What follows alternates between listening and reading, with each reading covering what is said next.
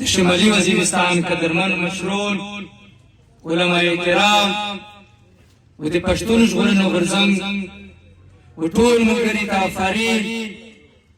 چې په دا مشکل حالات کې د دومره په کم وخت کې دومره ښکلی یو منظم پروګرام د ملي اتل د ملي شهید ګیلمن وزیر په حق سره جوړ کړی شوی دی. ټولو ته آفرین و شاباشي.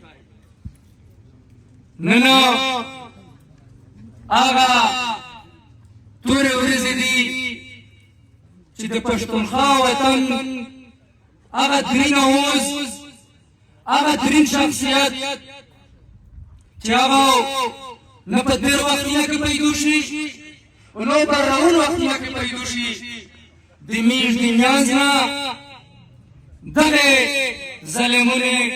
او دغه جګړونه د میژ د منځ نه وباسو او یو ناکام کوشش یې وکړو. هغه کوشش یې دا وکړو چې که چېرته دغه کس یا دغه غږ دا میژ خاموش کړي یا دا میژ شهید کړي نو کیدای شي چې په دغه وطن کې د دغه د ظلم او د جبر د دغه د کونډې او د رنډې د یتیمونو او د سودو ونه رسوي. خو دی په د خپله پالیسي کې یو ځل بیا ناکام شول. نن په ټول پښتون وطن کې په ټوله دنیا کې په ټوله نړۍ کې هغه غږ هغه اواز هغه زړور غږ نن ګډ پښتون په ګډه سره لمانځي او په ګډه سره چلوي. نن د ده په مرګ سره د ده په شهادت سره دا کیدای شي چې د ده قبیله د ده تنظیم د ده تحریک دغه کمزوری شوی وي دغه یتیم شوی وي. خو دا د ده په مرګ سره د ده په شهادت سره چې کوم قومي اروي شول چې د کومې خلکې په زړه کې خوف و د کومې خلکې په زړه کې ویره وه د کومې خلکې په زړونو کې د دغه ظالم او د دغه جابر سره محبت و هغه د ده په شهادت سره د ده د محبت نه په نفرت باندې بدل شو. ویره یې په زړورتیا باندې بدله شوه. دا یو داسې شخصیت و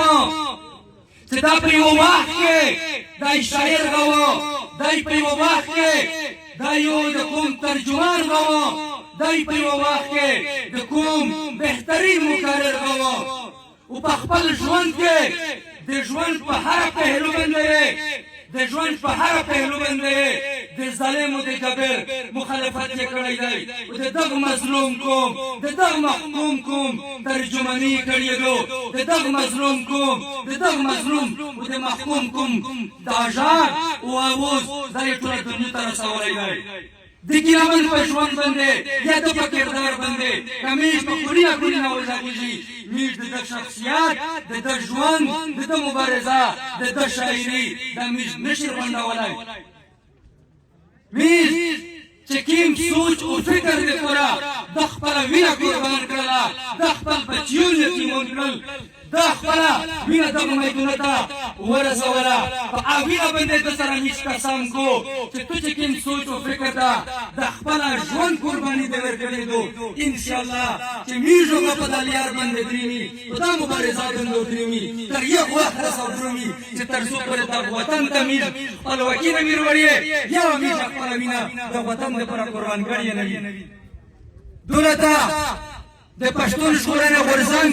خپله مبارزه په مختلفو پهلو سره روانه دو. چا خپله وینه ورکړله قربان شول که میژ یې وکسي د ارمانلوني اروند تر خړکمر رسه د خیبر شهیدون د وړه شهیدون عثمان لالا خانزیب